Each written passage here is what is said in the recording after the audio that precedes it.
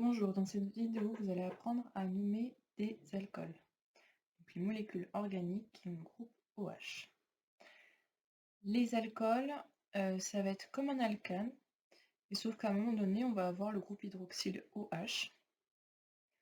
Donc souvent, on écrit la formule de la forme ROH, c'est ce qu'on a vu dans une vidéo précédente. Donc comment va-t-on faire pour nommer les alcools? Le principe sera le même que pour les alcanes, il va y avoir juste une petite différence, vous allez voir ça tout de suite.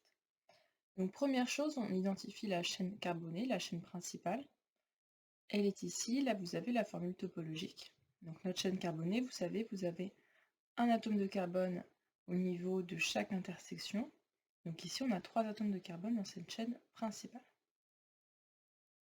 3 atomes de carbone, nous avons vu dans le tableau que cela correspond à prop. Et au-dessus de cette chaîne principale, nous avons un groupement OH. Donc un groupement alcool. Pour numéroter la chaîne principale, la règle prioritaire maintenant, ça va être de mettre le plus petit numéro au niveau du carbone qui a le groupement OH.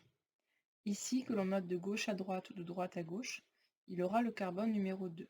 Donc là, on a mis de droite à gauche, mais ça aurait pu être de gauche à droite. À la place de terminer le mot en ane, on le terminera en anol.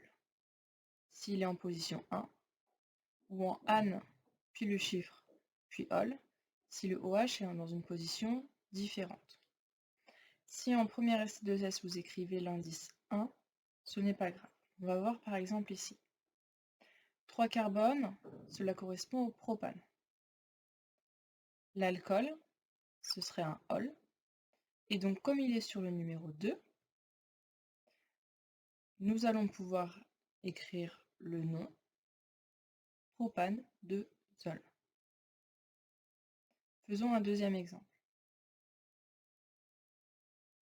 Donc là, pareil, nous entourons notre chaîne carbonée. Dedans, il y a 4 atomes de carbone. Nous avons également notre groupe hydroxyle OH, qui est ici. Pour la numérotation ici, nous sommes obligés de numéroter de droite à gauche.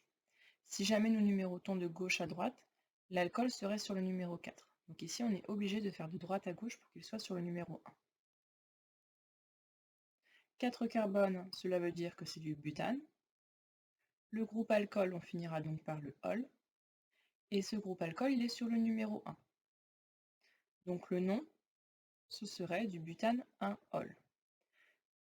La règle, quand il y a un 1, c'est qu'on peut l'enlever. Donc cette molécule-là s'appelle également du butanol.